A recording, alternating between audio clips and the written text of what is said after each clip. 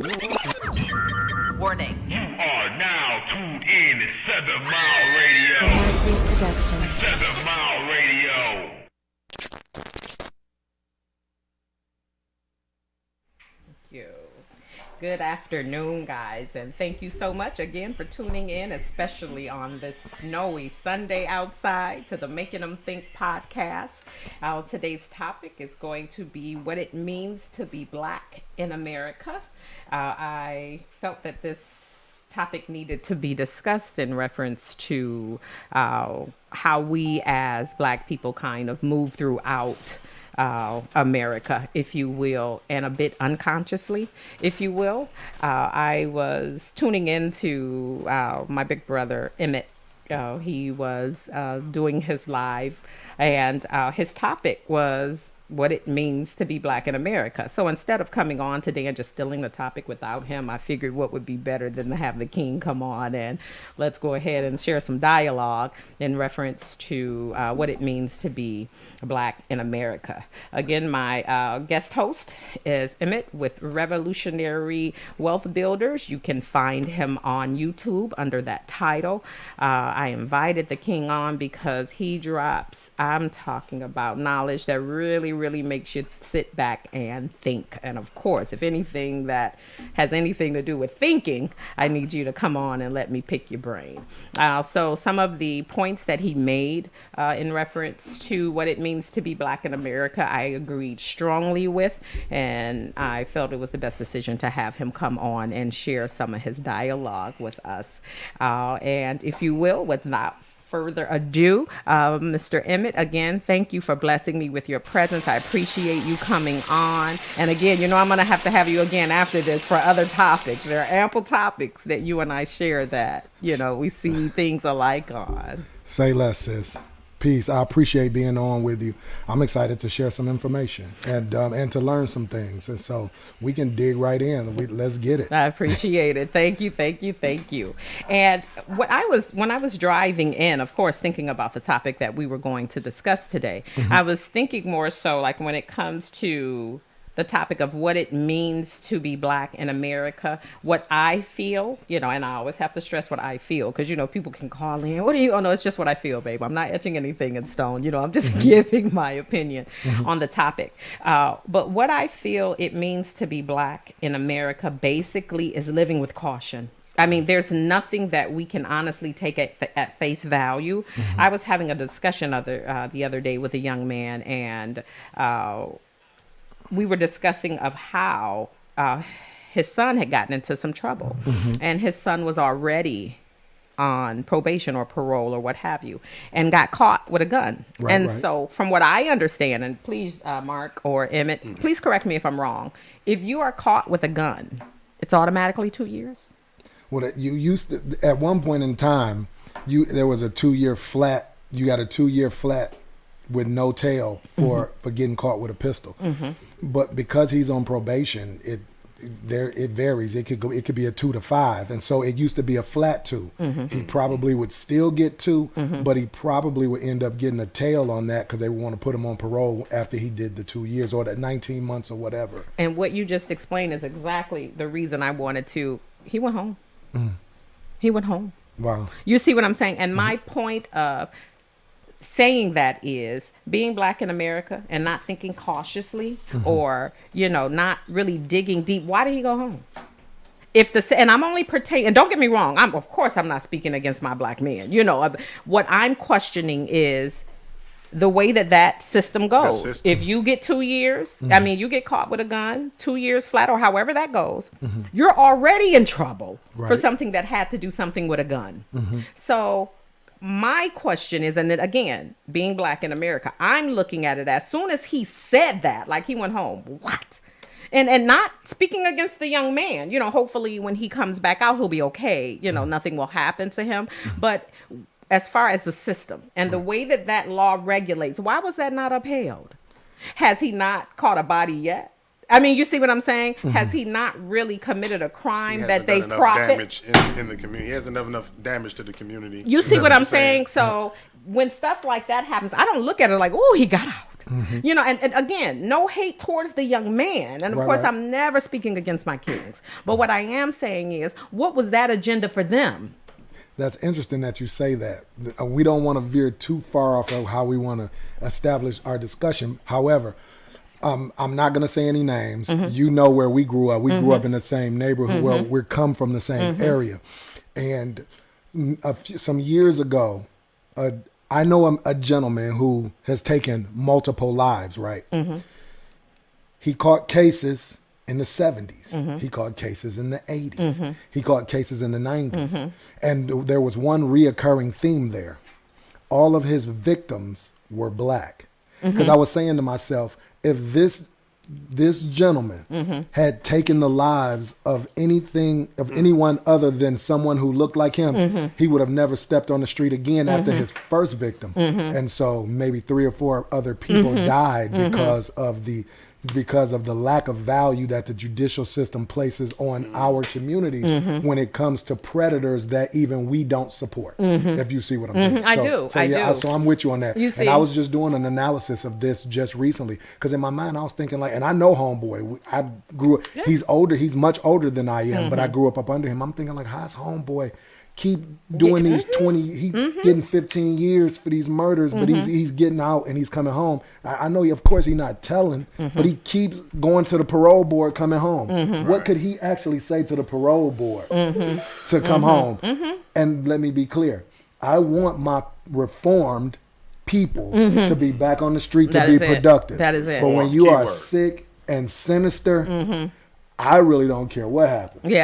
Yeah, and I'm just going to leave it there. yeah, and see the thing about that again, like I said, what it means to be black in America is that agenda against the black. Like you said, his victims would, if it had been another victim. You see what I'm saying? And that's what I mean by what does it mean to be black in America. What it means for me is that we have to think. We just can't take stuff at face value because what it means to be black in America is so very different from what it would mean from any other race. We have laws and things like that are created to look on the front of the scene like this is just the law. But for some reason, a higher percentage, it affects us. You need stop and frisk. I can't stand the whole all lives matter narrative. And I ran this, I broke it down on one of my shows like this. It's like if you are living on a residential street and there's a house on fire, and you call the fire department, and the fire department rushes to the house, rushes to the block, and starts spraying water on a house that's not on fire because all houses matter. Right. That's what that sounds like to me. We're not talking about the houses that are. We're talking about the one that's burning down. We're talking about that's our issue. So that's the same kind of a analogy. Yeah. And then another thing that to bounce back off of what you just said, if you guys remember, not too long ago, there was some kind of violence going on Asians for some reason. Asian hate. That was a theme. Yeah, for sure. They had a theme. So when we're having this discussion, so being black in America, there's a responsibility that comes with that. When you start to recognize these social inequities, you are responsible to do something about it once those truths become evident to you. And I'm going to be honest with you. That's what that entire discussion on the live truth was about. It was about our responsibilities and recognizing some things and building a relationship, a cultural relationship with our past, with the motherland, to build a level of confidence and knowledge of self to the extent that there are certain things that are just are unacceptable moving forward. That's it. These things will not fly. That's it. And so on the way here, I was thinking about education. If we know that this education system miseducates our children and it has absolutely no intention on putting our children in a position to compete in a global economy, then we have one or two choices. We either educate our children ourselves at home, we homeschool them, or either we supplement their education at home. But you are responsible to do one of the two things. Being black in America comes with a responsibility, that's an example. Yeah, of that. And then bouncing off of that, you are exactly right. Because again, being black in America, pretty much we just can't see things because why? Right. is because our children black, and don't get me wrong, I don't want to hear about the schools being supported by the taxes. And I mean, you see what I'm saying? That's what I mean by them just giving us anything and we're accepting that for as is. No, that has nothing to do with the fact, especially if the lottery contributes whatever it contributes to public education. And population plays a role in that. And southeastern Michigan has the largest population of people in the entire state. Yeah. Yeah, you see what I'm saying? And But the most deprived school system. Absolutely. How to make it make sense. being black in America. You see what I'm saying? And we don't, and I would actually have a conversation with someone else who's black in America, and they debate that with me. You know? And that's the most important part of this discussion. The responsibility that comes with being black is recognizing these social inequities and correcting them to the extent that you can as an individual, as a family, and as a community. You literally, and I talked a lot about culture on that night, and it being less about being black and us more along the lines of embracing our culture. The more you begin to embrace your culture, who you are, and the cultural rhythms in which you come from, a lot of the things that go on in the world become nothing. Yeah. And we won't start to challenge individuals and force them to respect what we do, who we are, where we come from, until we recognize it, understand it, and respect it ourselves. That is it exactly. Yep. That is it exactly. Yeah. And this is not to say that we're not going to hold people responsible who disrespect, who cross boundaries, who cross lines, or who get out of order. That's not what this is. But I'm not going to spend every minute on that because we have too much work to do otherwise to build up ourselves. Now, when we come in contact with that foolishness, you attack it immediately. You address it immediately. And I'm going to go you one further on that one. If we were to get to the point where we accept our social responsibility and creating laws and things that quote unquote are cold that won't be violated amongst the people, that'll lessen the violations against us. We won't even need that manpower to that degree because for them to see that we're serious about what we're saying, and when I mean serious, that's where the footwork is being done. And I don't mean literally footwork like you in the streets and you know what I'm saying. I'm talking about that footwork that shows economic growth. That, they're really putting the pen to the pad now. Like they're no longer playing with us. You see what I'm saying? And like I was saying, even in reference to the vaccine, if we were to, as a people, being black in America, for the ones who objected, and when it came to losing jobs, you're not vaccinated, get out of here, you know, or what have you. If we would have had that social power, all of us, and I'm only speaking in reference to us. Do you know the demand we could have made as far as what y'all gonna do about those vaccines and our people that you employ? Pull back financially. That's it. That's what I'm saying. Yep. Two examples of that is the first example I'm going to use is the Kyrie Irving example. While Kyrie Irving is only one individual, he is a multi-million-dollar entity in and of himself. Yeah. And he is literally, without even demanding it, applying pressure on the city of New York to reel back this mandate. Now, they may not do it, but the discussion keeps happening because there are too many things that hinge on Kyrie Irving's success within the NBA's corporational structure. And they're losing money, and not just New York, but also in Oakland as well with the Golden State Warriors. The other example is the Canadian truckers. Yep. So they have come together and they established a blockade on the Ambassador Bridge. Now they've just got an injunction to break that up. But my point is I almost posted the other day, you can learn a lot from a trucker.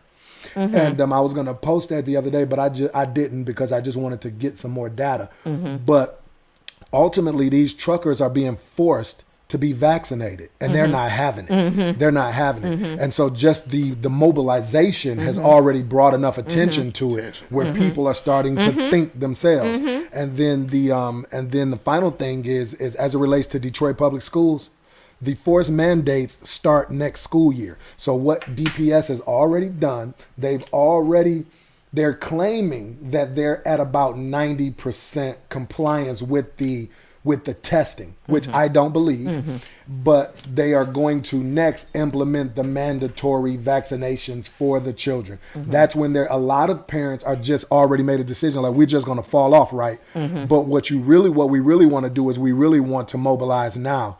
go holler, go talk to, I'm not even going to say any names at this moment, but go through the proper channels, start to generate the right mobilization strategy and start to let them know, like, we're not vaccinating our kids. No, and that's not going to happen. That's what I'm saying. And again, that goes right back to the, like you said, the responsibility that we have. And if we recognize that responsibility and actually, again, begin to put the footwork towards that responsibility, we'll understand the kind of power we have. And for us to have as much of economic power that we do have, I mean, we are the economy. Absolutely.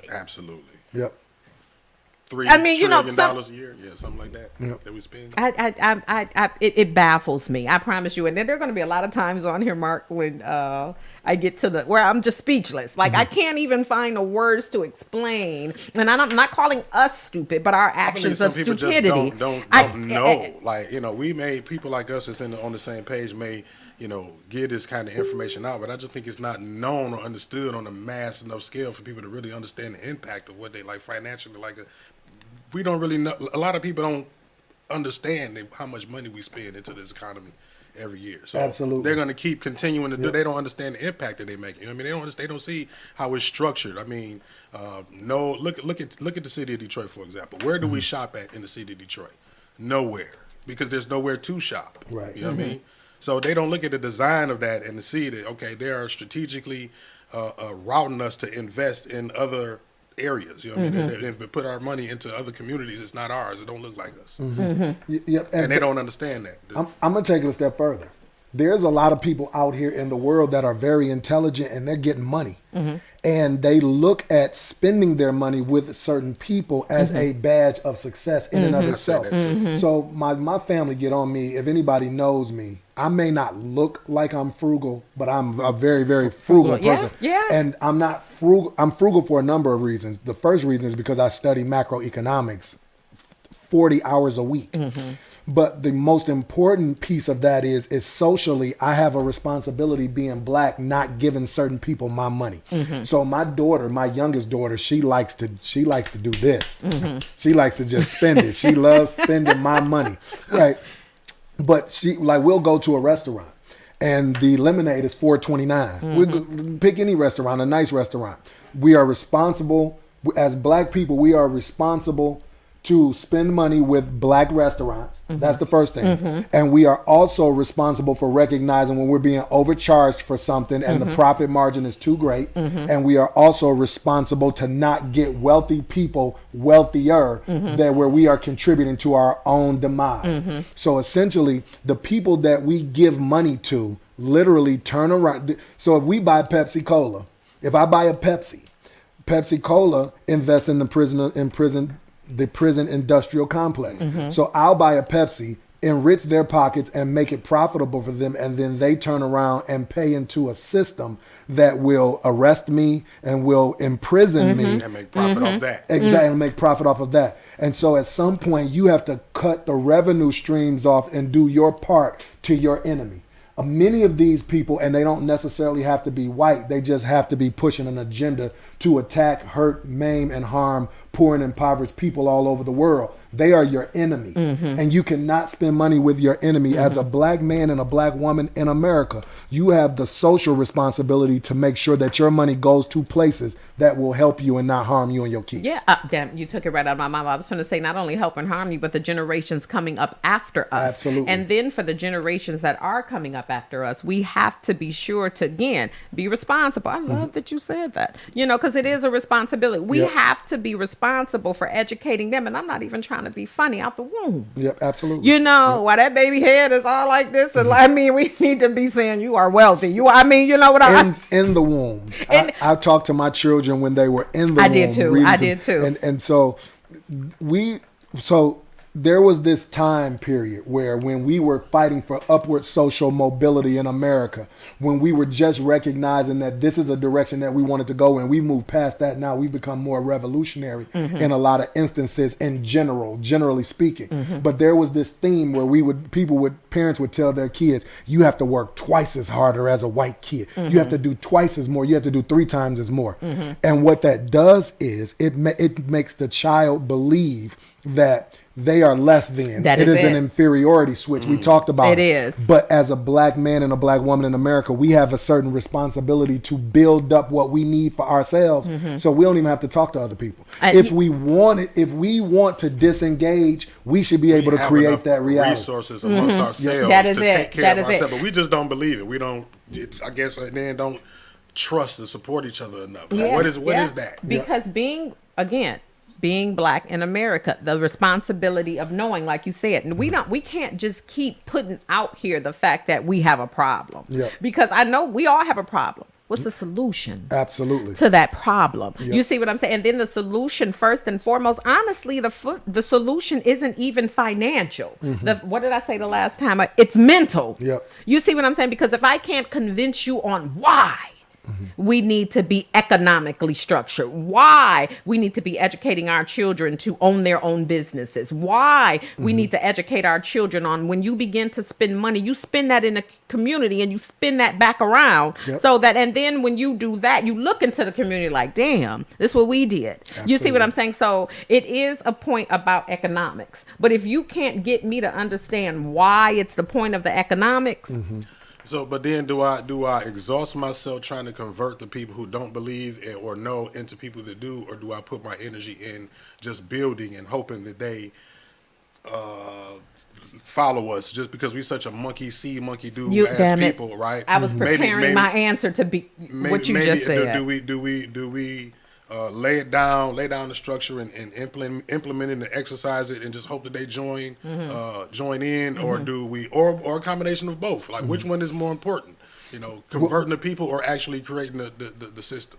Well, let's talk about a model that actually worked. I believe that when you build it, they will come. Okay. Period. There it is.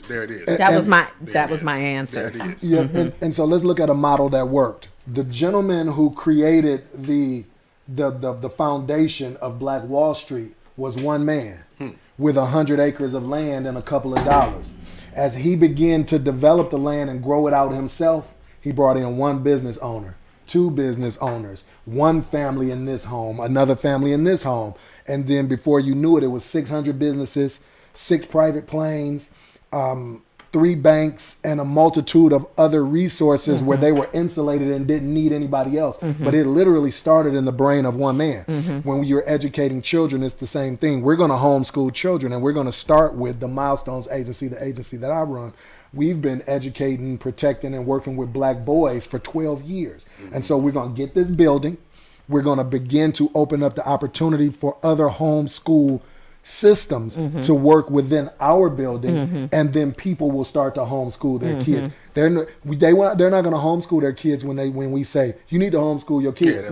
You have to create the platform, show that it's successful, show that it's safe, and say, come on, I got you, I got your son, don't even worry about it. And then when we begin to do that, I think that the leaders, the people who are capable with the resources, with the money, they need to just keep pushing forward. Keep pushing forward. And I know that that's my responsibility. That's everything. That's my whole spiel, that I'm not going to wait on anybody. I've sat at a lot of tables, met with a lot of people, and we've talked about a lot of great things. We really just have to do it. Yeah. And that's everybody. Yeah. Everything that we want to do, we just are responsible for creating a platform like this platform. We can talk about creating a medium to speak to the people all we want. Yeah. Yeah. But it's here. Yeah. It was created. It was the brain trust. It was the good brother's brain trust, and he's created this opportunity in which we are having this dialogue and this discussion right now. We have to just do it. That's it. That's it. And then, like you said, when I was going to back off of that, unfortunately, we are monkey see, monkey do. I'm sorry, we are. That's part of the reason why we in the spot that we're in now. Yeah, and it is. And then, unfortunately, what we choose to monkey see and then do doesn't benefit us. Yeah. Right. You see what I'm saying? And even going back to like just stray a little bit, the name brand thing. And I tell people, you took it right on my mind. Did you see the recent thing with Jim Jones at the Gucci store? I wasn't aware of that until you. You mad because you spent $29,000, and that's what I brought up, Brandon. And they're not giving you good service. That's why I brought up Brandon's point, I did see that video, and that was a good point. But yeah, it wasn't like he said. You spent $29,000. Your own. You could have gave that to or even a college for kids, or Find schools that have scholarship programs and everything. Better things you could have invested with your that money in. $29,000. While you're worried about looking a certain kind of way to fit in or have confirmation or affirmation from a group of people. And that's what I mean by the monkey see, monkey do. Because, and I tell people this all the time, you know how Gucci became a brand? We made it a brand. We made it that. Because if they'd have hit the scene, they Gucci. They hit the scene.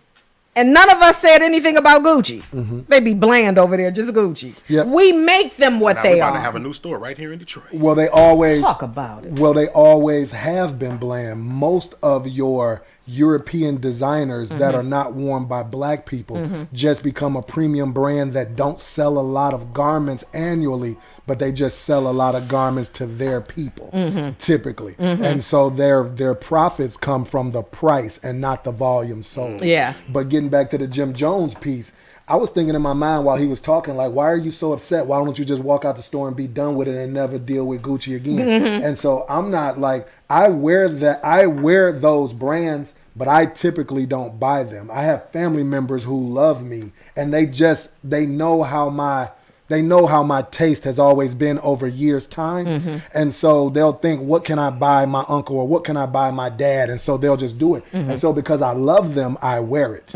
But I typically won't walk into a high luxury brand store anymore and give them a penny. Yeah. I just don't. I don't mind my family doing it, and I don't mind wearing them. They last a long time and they normally high quality. I just don't do it anymore. Yeah. And that's kind of just my way of, I don't really rock with y'all, but with Jim Jones, how upset he was, what it let me know is he said, I want y'all to treat me the way that I treat you. And they're never going to do that. Hey, that's it. They're never going to do that. So when someone doesn't treat you the way that you treat them, you have to go ahead and give them their space.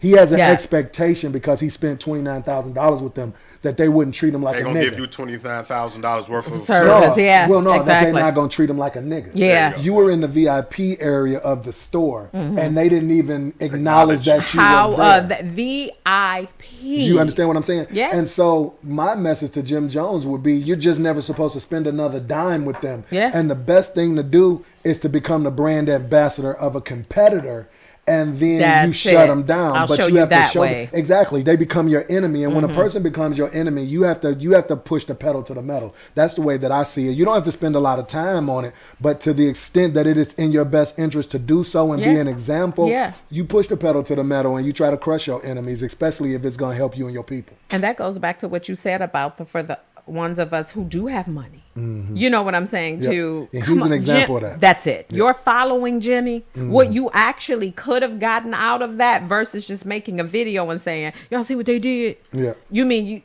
do we see what they did again? Right. I mean, you see what I'm saying? They do it all the time. Do you mean do we see what they did again? Yeah. You see what I don't and you can actually tell, like, from us to put that brand on our back, we feel like why is it, where does that come from? And all publicity is good publicity in this day and age of social media, because there's somebody who watched that video and listening at him arguing, but seeing this sweater on the wall, like, damn, I might want to go get that sweater. But more importantly, the whole point. Europeans will begin to support Gucci in a different way when they have the same ideological thought process of making certain that you minimize the dollar of the black man because it's in the black man's pocket. And so they'll get more racist clients from that. Basically. You see what I'm saying? That's they'll it. get more racist That's clients. it. That's the same thing with Trump. You see what I'm saying? Like, the people who may have been skeptical about Trump, I'm saying his own people. That's like the dude that shot up the church, but then he got a GoFundMe out this world, Didn't and they he took him to Burger King to get a Didn't he burger. though? Yeah. Right. Look, let me tell you what these white corporations do all the time. They say, these black people are 68% of our revenue. These white conservatives are 32% of our revenue. And they do something where they're in the middle and say, do we appease them or them? They appease them because they need this foundation. But they know that they're not going anywhere. That's it. See, they can piss on the black people. Yes, they even can. though it's the majority, Yes, they can. because they know black folks are still going to spend. They're their not going to money do with it. anything. And then to think about it, just for me, and I'm just giving an example. If I was the owner of Gucci and they sent that, like, this about to hit the media, I promise you, on everything I love, I wouldn't fret it. Yeah. I'm like, are they? Yep. But our people, Because they still that Oh, I said we that good about over the, here. the protests that we do every time, like the Black Lives Matter, right? These corporate billionaire millionaires, they looking at us down from the top of their office and saying, "Oh well, they're down there marching and protesting." That's again. it. Mm-hmm. Oh, but then they're looking in their books and saying, "Well, are they still spending the money?" Well, it's their constitutional right to protest. Let them what do they're their doing. thing. As long as they're Exactly. not affecting our bottom line, And there you go. then let them do what they do. They gonna And it's- do. which goes back to your point Yeah. of the dollars are what speak. And so, and we have a responsibility to understand those things. And when we talk about responsibility, we do. Let's talk about the elephant in the room. I have on a Gucci cap and I have on a Gucci watch. Because there's gonna be somebody who watches the podcast and say, "You're talking about Gucci." So let me be clear about this. We live in a state of schizophrenia, and there was this white poet, and he said, "Do I contradict myself? If I contradict myself very well, then I am of multitudes." You have two. You have two. How about that? Now that deserves. You have two.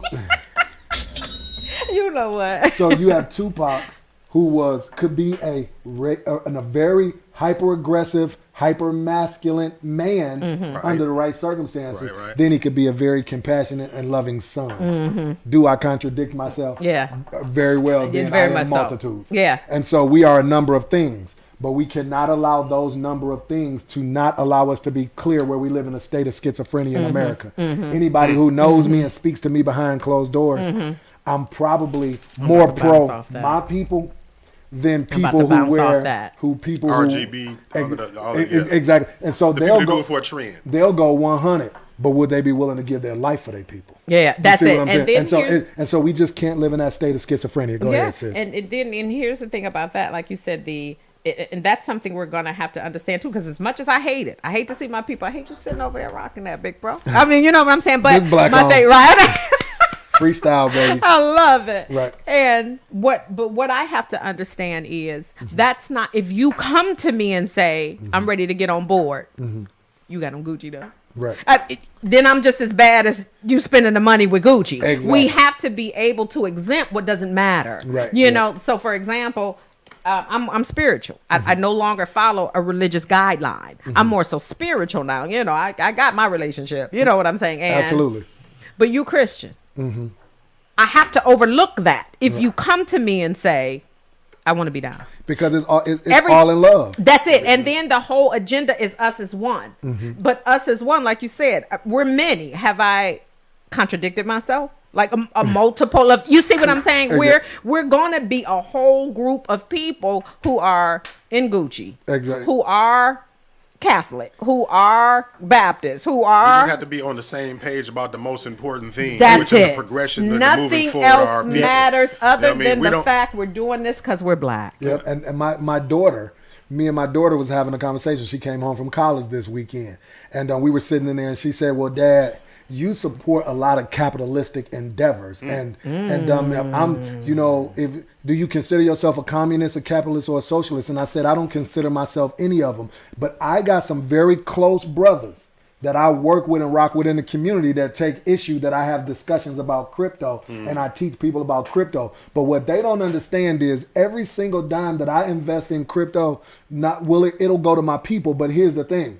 If I lost every dime in crypto because I got to go to the aid of my people, I'm okay with that. I'm okay with letting it all drop and going on this mission for my people. Yeah. And so I say that to say this. We are in America, and we have to make certain that our dichotomies don't become schizophrenic. I don't want to become a capitalist in my thinking when it comes to what I know the agenda is for my people. But at the same time, I have paper dollars in my pocket right now, and that's the biggest instrument of capitalism. And we have to recognize these That things. is it. And so even though we have to operate under the auspices, That's the way it's designed. We right. can't just No, that's what I'm. Exactly. No, separate exactly. That's the completely from point. it. It's nothing. Yeah, That's but the we can point. separate from it spiritually and psychologically and know what our agenda is. yeah. That's If you that's see the what I'm part. saying. That Yeah. is the part. Right The whole there. union of one. And then you know what? When Undercover brother. That's You think it. There you go. That is it. Yep. That I love that. And Yep. that is it. There you That is it. And hell, they almost had him, though, didn't they? You- They you- almost had him. and He went in that's- too deep. You can and look. You can end up operating in a state of schizophrenia in America. I'm gonna give you one example, and I'm gonna turn it over to y'all. When we are born, we grow up learning words like finna. You texted to me, Finna. Finna. You said, I'm finna send it to you now, big bro. And so I know that means fixing to, which can be converted to get ready to or about to, right? But when you walk into an English class in kindergarten and you are a 5-year-old kid and you use the term finna, the teacher is going to say that is incorrect English. Finna is not a word. You mean fixing to or getting ready to. And so a 5-year-old child who is understood in his own home speaking his language, i.e. Ebonics or whatever, has to unlearn what he learned and now relearn something that American language is teaching him. And that is operating in a state of I'm setting aside all of what I've learned to relearn something else and become something different. That you become what you want me to become. And there you go. This is the flip to that, though. The main reason that happens is because when that young male gets out on those streets and he grows up, who's going to employ him?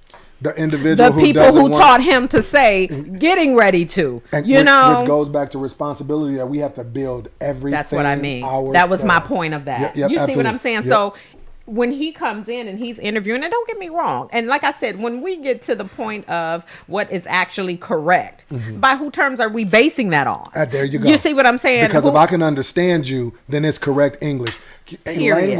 Language is nothing more than another term of effective communication. When you use the word language, if it is effective and we can communicate that way, then it is a language. And then that's the most important thing, that you can understand me, that we can understand each other. And then not too long ago, I don't know, well, I'm saying not too long ago, I don't actually how long ago it was, but anytime it reaches Senate and you guys want to vote on the word Ebonics and how it should be used and whether or not, you mean to tell me, because honestly, I looked at that. I said, oh, they stripped our natural language for us now, so y'all want to interfere with this one. You know what I'm saying? They can't speak Ebonics. What are Ebonics? What are? And then if you guys are okay with every other culture actually knowing their history and using their language, even if we as a people did come up with Ebonics, why would that reach the point of Senate? And why would that reach the point of Senate to where you guys want to take a vote on whether or not it should be used? Being black in America and the responsibility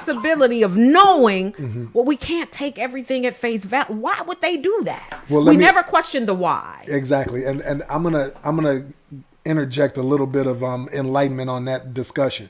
So in America, if you speak 2 languages, you are afforded grants and you are afforded privileges of being either an alien or a citizen that speaks 2 different languages.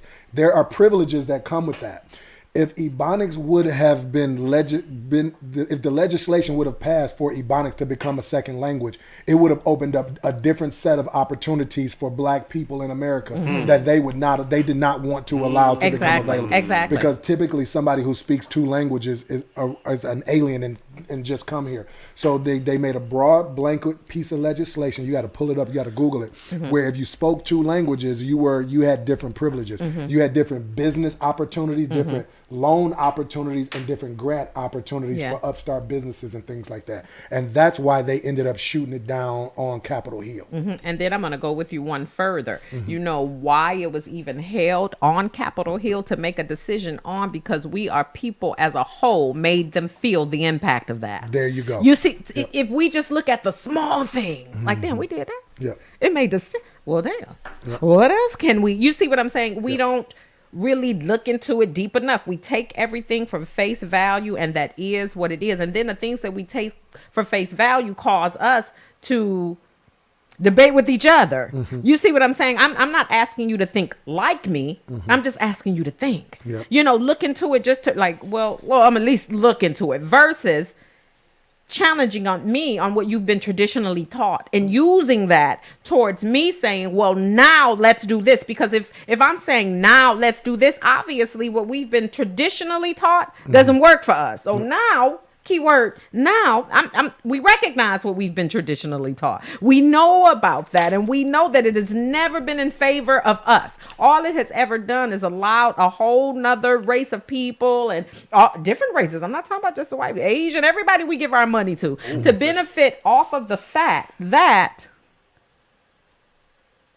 tradition I mean, you Absolutely. see what I'm saying? And again, being black in America, and I'm so very glad you said that. Being black in America summed up as being responsible. Yeah, coming and it's no different than being in a committed scenario.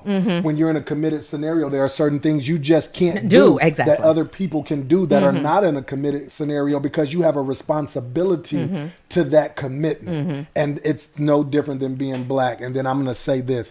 If we are going to sum up this conversation, well, what are the action items? The action items, all I want for everyone who listens today is to identify and recognize what their responsibility is to the culture. And so here, I'll go first. Here are mine.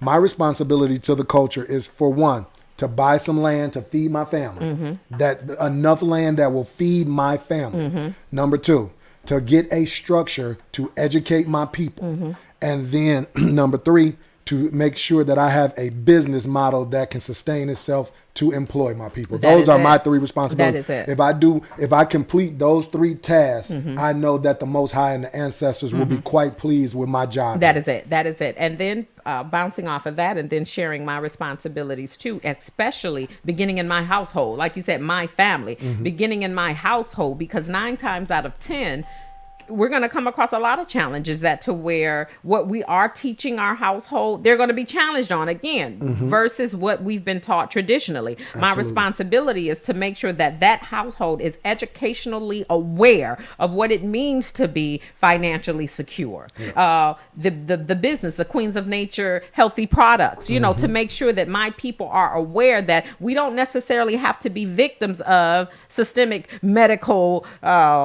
what does that say? A cured patient is a patient lost. Oh. You know what I'm saying? To the point that to where we can educate ourselves holistically.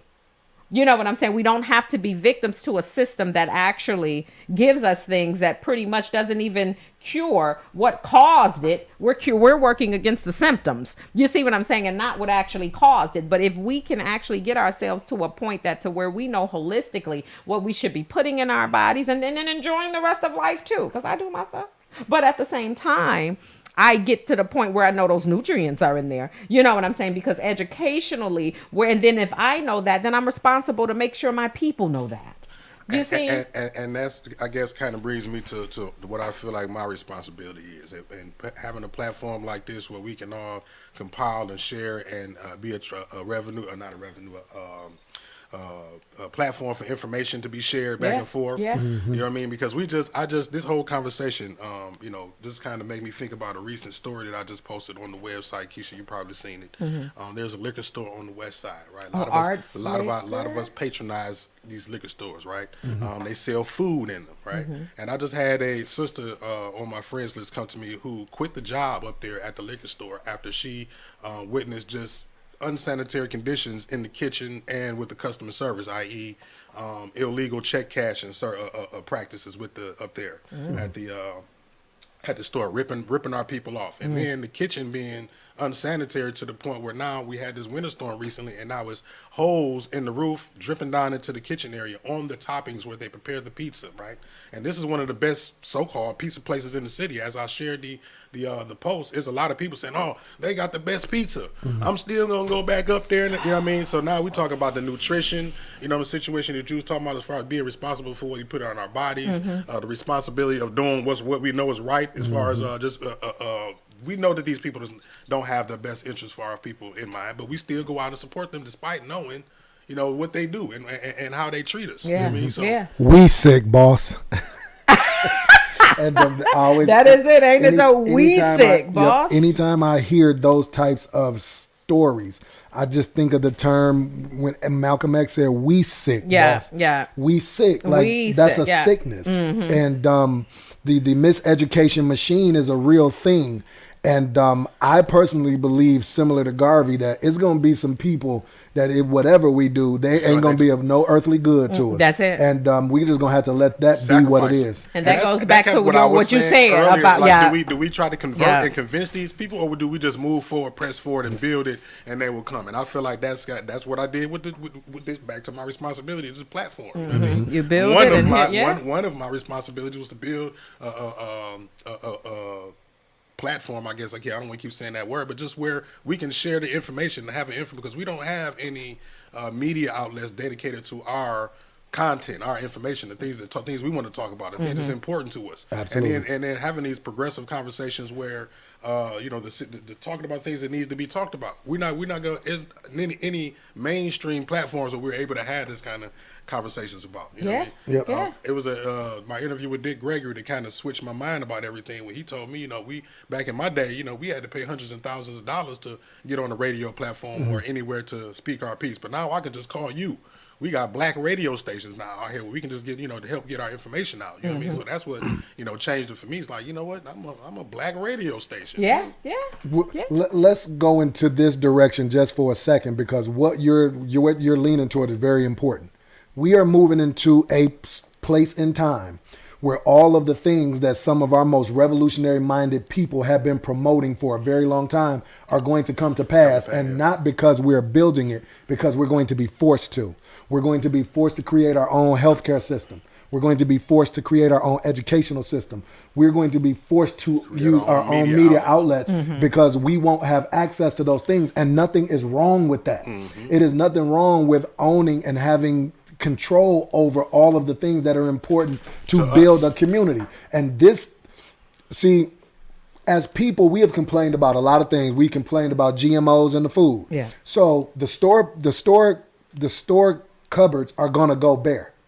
We're gonna have to grow food. But when the Most High, when you are asking God to change your circumstance, He gonna change it, but you have to be ready to work. Yeah. And that's period. And so there's no way that we're just going to get clean and good food unless we grow it. That's it. There is no way that black babies will be educated properly unless we do it. Yeah. There is no way that the truth about our people, our plight, and the things we need to do will be communicated to the masses unless we have 7 Mile Radio. Yeah. It's just not going to happen. Yeah. So we can ask for all of these things, but are we ready to put the work in to manifest it? Yeah. And so we're going to be forced to do all of these things and build these new systems. We have to be prepared to do the work. We do, yeah. And then, like you said, having to be prepared, we should already be at least up to our waist in it. That's how far behind we are. A lot of us you are, see what some I'm of us, saying? the ones that we may end up having to sacrifice, as you speak on. Some of us would just never probably get to the point of understanding, or here's the thing, like, you're so attached to the system that you can't unattached from it. You're so dependent on they're it. They're going to meet their demise because the system is going to detach from them, and they won't have a lifeline. They won't have nothing. In order to survive the next 2 decades, you will have to have a self-sustainability model in place for your home and your community. And then, see, that's when we was going back to saying the force of it, because when we get to that point, then here come our people. Absolutely. Because especially when Massa them rejects them, then of course they got to come home. Yep. What you gonna do? You see what I'm saying? And my point is, again, and my responsibility is to prevent us from having to even have our people knocking on the door to let us in, because we want to make it as smooth of a transition that as is possible. it. And that means preparing now. That's what I'm saying. You see what I'm saying? We really, like I said, we should already pretty much be up to our waist in it. Absolutely. Because we're that means halfway there. So as far as me, preparing now is what? Gathering up as many like minds as that's possible. That's it. Because and if you finding build everybody's strong points and building off that, pollinating our resources and pollinating our talents and skills and all of our abilities to build our Black Wall Street-ish type of atmosphere for ourselves or community. That was where the conversation came from. I asked him, Dick Gregory, about our community. We don't have it. He said, we don't have no damn community. We're colonized. We don't have. You look around in our communities, we don't have anything that's necessary that we need to thrive off on ran by our people. Right. We're dependent on everything, basically everything else everything that we depend on they own, basically. You know what I'm saying? We don't have a community. So that's what we know, and that's when I asked him, what are the main things that we need to establish a community, and then we talked about media outlets, hospitals, schools, banks. You know what I mean? So that's where, back to the responsibility, I feel like I'm doing my part by trying to create a platform for our media to be published. So let's package it so an intelligent person can use it.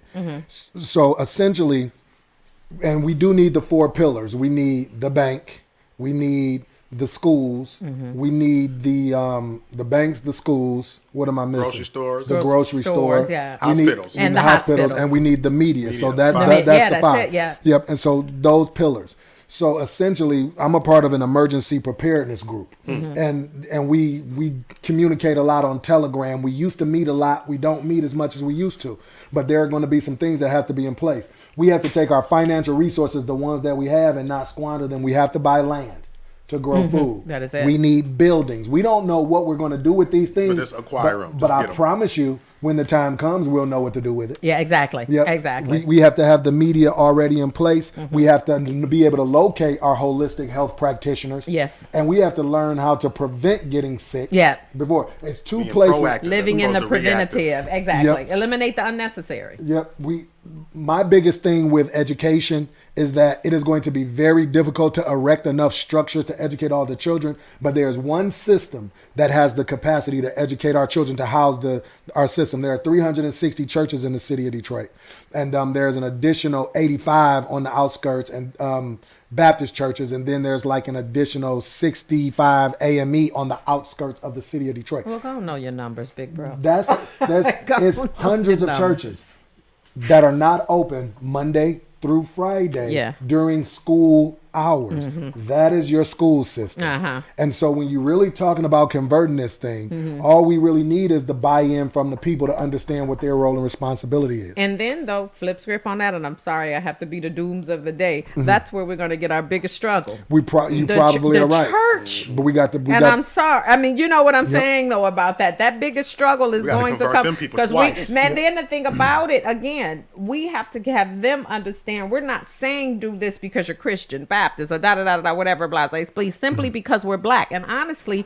the majority of them are going to have a problem with that. Yep. Because he's no respecter of persons. Yeah, absolutely. Come on, y'all. You know, the church house was the schoolhouse. Remember that? During the week. Remember you know, that? in the rural South Yeah. in the early part of the 20th century. That was just the reality. But we just have to recognize that healthcare, we need to get those peoples in those sectors. Energy. So let's talk about healthcare. We talk about the places like the House of Healthy Living as it relates to healthcare. We talk about energy, and we can talk about Ryder brother Taji Ali's company, Ryder Technology. And then you talk about media, 7 Mile Radio. Yeah. You talk about food. You talking about the good brother Baba Malik Yakini, you know, with D-Town Farms. Yeah. See, they are just one entity, but they are capable of duplicating themselves. That's it. You are capable of That is duplicating it. yourself to the extent that you need to. Yeah. Not in this close proximity, Yeah. but if you ever needed to, And we know you educating can your do it. people along the way. Yep. You know. And so, because you can't just have one doctor running to everybody when they get sick. That's it. We would have these holistic health practitioners training children. That's it. Qualifying them. That is and it. all of this really is the way that it should have always been anyway. Anyway, And that's it. that's all we're getting ready to we're going to ready to revisit the way it should have been. All of the things that we wanted to disassociate with as it relates to social inequity, racism, and white supremacy, if that's a real thing, all of those things will destroy themselves. And now on the ashes of that, we're going to have to rebuild to sustain ourselves. That is it. That's just the reality. That is it. None of this stuff That's will it. last, because when God when the Most High and the ancestors are ready to destroy this thing, Yeah. they're really waiting on us Waiting to on get us ready. to be able to prepare. That is it. No, Yeah. and- If we're and not the thing ready about for it, they're not going to give it to us. And we we're could the have been done prolonged with of this. that. That's it. If they would have known Yeah. we were ready, Yeah. but they knew we weren't. weren't, But yeah. now we have no choice. We have to get We ready. have It's to like get we had ready. to. It was almost like the situation had to present itself to us as a whole, to where we seen how important it was for us to be that way. You know, Yeah. for us to support ourselves and build everything our own. Like we didn't see it if it hadn't presented to itself. You know what I mean? Yeah. We haven't been. If we wouldn't have been pushed to the point that we are in this country, we wouldn't see it the way we see it. The people that actually see it. And then that thing too, going back off of that, again, I'm gonna have to keep going back to what you said. If we build it, they will come. Unfortunately, we have those kind of people who we're pretty much proof in the pudding people. I don't want to build with you just in Monkey case this see, thing monkey do. falls. Yeah. If it falls, then I'm like, oh man, see, I knew I should. It's the I told you so. know, I knew it. Yeah, You that's know. why I ain't get on. I mean, you see what I'm saying? Versus, okay, y'all, let's get. prepare for the fall. Sometimes that's part of the reason why I failed, because there was too many people looking on the sideline and they wasn't supporting, they wasn't pushing. That's what I'm saying. Yeah, and unfortunately, while we speak of culture, we do have to add that into us as a black people. Our culture almost is to not support. Our culture is to wait for the downfall. We're conditioned that anything that they got to do with black. I mean, but we've been brainwashed into that. I mean, black ball, black cat, black male, like everything that's black associated with black is bad. Even when we look at ourselves, we don't want to go to a black owned business. Why? Because the customer service is bad. We'd rather go across the street to the other bad customer service that don't look like us. That's it. And I had that debate with a young lady one time, and she says, well, I'm tired of bad service. So I had to counter that. You mean to tell me if you don't support black businesses because you don't like bad service, you're telling me that you have never ever, with any of the services that you've had a complaint about the service that you were given from people who don't get, and then like I told her, well, as far as us and black businesses, just because you got bad service from or even a couple of black businesses, which I myself have also too, but I bet you I found another black business that offered the same thing, and now I rock with them because I like your service. But I wasn't finna go and look for the other people. When we expose the bad service, the bad customer we still service support it, or we even still the bad, support like it. unhealthy Arts liquor. Yeah, that's what I'm talking about. Yeah. Even when we do expose the situations like that, you know what I mean? We still like, oh well, we so conditioned with going that route. Oh well, I'm still going. I mean, it was good last time I ate, but it was rat droppings on me. Right. You didn't know. They never did nothing to me. I ain't get sick. Yeah, you know what I'm saying? So that was not Black Pepper King. You know what I'm saying? So it'll take for you to get sick. That was not Black Pepper King. And I'm sorry, guys. I don't want to interrupt, but I do want to take time to acknowledge those who have logged on and followed us today. Miss Cindy Walker, thank you so much for tuning in. How are you, Queen? Mr. Michael Murray says, family. Hey, what up, dude? I love you for tuning in, Michael. My sister, oh son, hey, lady. I promise you, if I told you I was shocked, I'd be lying. How are you, Queen? Thank you for tuning in.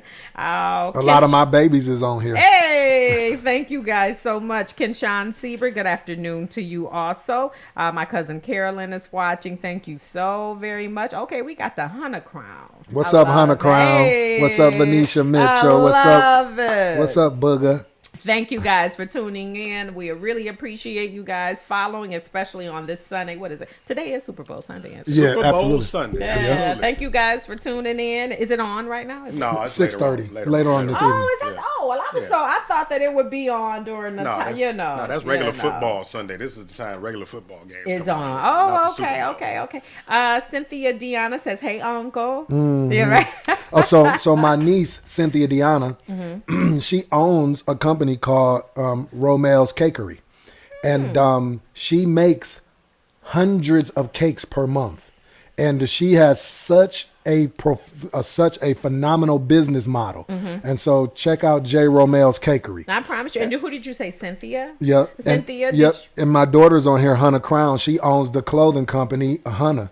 And she has celebrities wearing her clothes. She has some of the highest quality clothing in the world. I love it. And I love support it. our people. I love Absolutely, it. Yeah. yep. So Hannah and Venetia, I need you guys on when I discuss this owning black businesses and the pros and cons of it. That's going to be the topic of the show. I will be reaching out to you, Queens. Hopefully you have an availability. You can come on and we can bless the world with this knowledge about how you actually get to the point of having successful people wear your clothing and making hundreds of cakes a month. You absolutely. know? And it's interesting because Hunter Crown, she actually teaches workshops on how to build a sustainable business model. She literally has been selling her pieces and her brand for about 8 or 9 years. How about she that? has been able to survive for 9 years. And I'm talking about, it is some of the highest quality garments that you have. And then and J. Romel's Cakery, Cynthia Deanna, everybody loves her. She has celebrity clients. I'm talking about, they're really doing it. Yeah. And they have a sustainable business model where they keep the overhead low and still churn out a very high quality product. And then to turn back and give the education on it. Now that's the definite definition of understanding the assignment. Yeah, and but that's another responsibility of being black.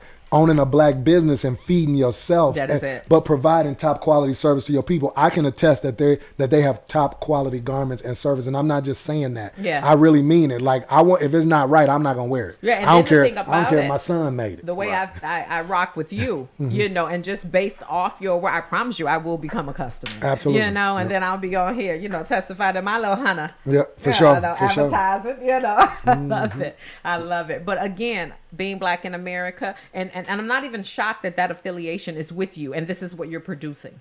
You know what I'm saying? Because I accept that. you I can appreciate tell. it. What do they say? You can tell a sheep by its flock, or something like that. You know, the term. The apple you can don't tell fall far from the tree. that Or you type can of- tell a tree by the fruit that it bears. Yeah, Yeah. you know what I'm saying? Because I've never gotten information from you, or even like when you do the lives and I'm taking down information. Of course, I trust your knowledge, but it's my responsibility to research it further. Absolutely. And I've never come up in an objection of it, which is the reason big bro, you got to come on. Yeah, you know, I when I appreciate got, it. you know, there's never been an objection to the research. Like, damn, he is on point. Well, I pride myself on now, since I've gotten older. The first thing is I know I don't know everything, but the second thing is I don't want my mouth to open unless I've done the research and done the proper, the correct surface research to at least speak about it. And I think that that's very important, because something that is just as bad as being uneducated is being miseducated. That is it. That is it. For sure. And again, And they take and tell you that's just a reflection of this brother's integrity, that he would take that kind of tenacity. I'm not just gonna give you anything. You know, we do this little, but I ain't gonna say little whack, because it's a powerful 1 hour. But the live truth, I go on Facebook Live. I don't really know how to do nothing but push the button. But the research beforehand to do a 1 hour show sometimes take me 3 hours. The show prep, that's what I show them. I look at everything that I've written down for you. I did all this for you. I spent 3 hours with my door locked in my office, trying to make sure I get correct data, get good information, and make sure that I get supporting sources. That is it. Where we really understand that this is the right. We traveling down the right road. We're going in the right direction. And then what I have gotten to the point too is that I feel like the hours that you contribute to research, the hours that you put into educating yourself, there's no way that I'm going to come on and debate with someone who hasn't. You want to debate with me about what you've traditionally been taught. I'm sorry. I'm not going to do it. If you haven't put in the effort to at least look into what it is that I'm saying, and you've done your thorough research and you have questions against what we found versus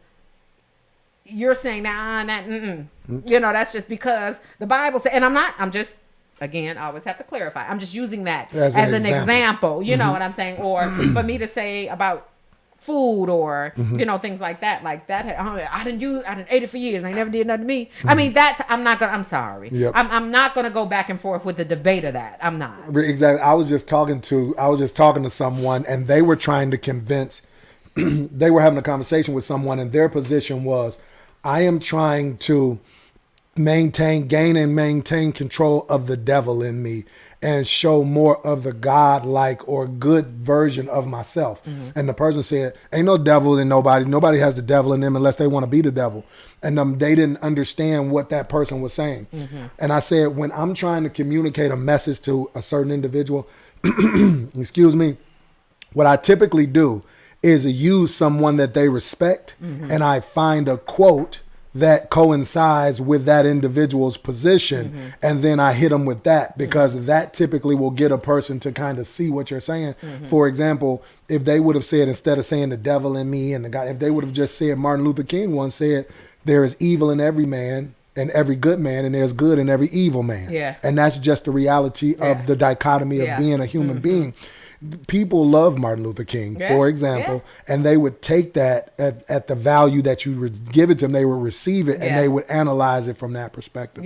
And but it's hard to communicate with our people, because our people are so defensive as it relates to being given knowledge. When you are downloading knowledge, If you are not on the right side of your own understanding and having knowledge of self, you're going to think that someone is talking down to you, or you're going to think that someone knows more than you and that you are lesser than. You're going to take it as an attack. You're going to take it personally. That's it. That's it. Well, you can't talk to certain people. And that's kind of like, that is it. And then like, that's the same thing as you showing someone. So I say, Emmett, come here, King. We need to have a conversation. We need to talk. And you blah. About what? I mean, damn, can I even say what the topic is about before you jump on the defensive of, but again, communicating and not even being able to share a conversation, so even if I say, because you know that the conversation I'm about to have might not necessarily be in your favor, but the way that I'm about to express to you how I feel about this conversation makes it easier for me to have it with you. But at the same time, you didn't already put up the force field to be against me because they're I'm listening with a damaged ear. That's what it is. They're not. You're not saying it. You're not like, you know what I mean? Like I had to tell somebody, like, I'm not saying or posting my attributes or things that I've done to make you jealous. You just listening or watching with a jealous eye. You listening with a jealous ear. You know what I mean? So that's the thing about it. Like it's the person that's receiving it. It ain't. It's not you. Now let me tell you something that I've done, because I've been doing recordings and recording stuff and for a long time, because I always feel like I need to be educating my people. And I remember taking the position when I was a little less underdeveloped than I am now, that if they don't understand it or if they whatever, just F them. I'm gonna keep doing what I'm doing, and there's a level of honor in that, standing in your truth. But as I began to grow, I came to understand that I'm gonna have to speak to my people where they are. I'm gonna have to figure out a way to communicate with them. That's breaking down to layman's terms almost. And so I had to do a thorough analysis of self and become a better communicator. Yeah. And because I've always been the type of person that if I'm telling you the truth, this is the truth, and this is what it is. And I'm not. I don't care how it makes you feel. I don't care about you being in your feelings. I'm gonna hit you with it, and then you do what you're gonna do with it. But I realized that I was making people. These people we're discussing, they were running away from my message, and so I had to reel them back in by communicating different. And I'm still working on that part of myself. But a part of being responsible being black in America. Our responsibility is to figure out the best way to communicate with our people. That is it. Even though some of our people may be a tad bit blind and they may have blind spots. See, typically I would say dumb, deaf, and blind. But now you use the term they may have a blind spot. And so because we all have a blind spot, but we are responsible for trying to help them recognize their blind spots and making sure that they can see, giving them enlightenment, giving them more insight. Yeah, and you know what I began to use too when it came to trying to speak to our people and get them to understand. I really gotten to the point that to where, okay, I'll go you one better. The information that I'm giving you, how can it hurt you? Absolutely. In any shape, fashion, or form. Right. You see what I'm saying? I can see if like we're talking and there's something that's going on and I'm just telling you, do this, do this, do this, and do this. And you with no source of where to look, no anything. I'm just telling you to do it. I know it's true because I've done my research. Don't get me wrong. I know it's true because I've done my research. But I'm giving it to you after the fact of the research because I know it's true. Right. You know, but that doesn't mean you haven't took that research route I took. Yep. And so from that point on, I had gotten to the point where I would say, what the information that I'm sharing with you, how can it hurt you? Absolutely. In any shape, fashion, form of looking into it? Yep. So again, I do agree that being black in America, what it means is actually, like you said, being responsible, you know, knowing what our responsibility is and delegating that responsibility to our people to share, and also informing our people. And one more thing, and recognizing our cultural rhythms. Like I always say, the scent of a rose is the same thing as self-esteem, but the rose itself is cultural esteem. We have to start to love ourselves, love where we came from beyond our inception in America. We have to embrace that, learn it, know it, and understand it. It gives you strength. It creates power. And then you create children who can walk a path where they can accomplish these things that we have yet to accomplish. And that is the exact reason I wanted you on today, because that kind of information and that thought process that comes from you blesses our people as a whole. I appreciate it. Again, big brother, you can find Emmett on Revolutionary Wealth Builders YouTube. on YouTube. Yep. And follow the brother. I promise you, if you follow him, what harm would it do? You know, Right, you there use you that go. going forward. Again, Mark, thank you so very much for the Thank y'all. opportunity. Thank I y'all tell for the you conversation. every time. This was Thank good, you. man. It really was. These are the It kind of conversations I built this platform for. Yeah, but man, what to did I tell inform you? our people Yeah. and enrich our people with knowledge that they need. That is it. And then when I actually reached out to you about having a show, what did I say? Every show that I hold is going to be on something in reference to building up our people, enlightening our people, or even sometimes, you got to come with the whip and chastise them sometimes. Absolutely. You know what I'm saying? Yep. Thank you so much again, Emmett, for coming on. Mark, again, thank you for the opportunity. I thank you guys for tuning in and watching us. And I thank you for tuning in to the Making Them Think podcast, where we get the hood thinking. We'll see you guys next Sunday. Thank you.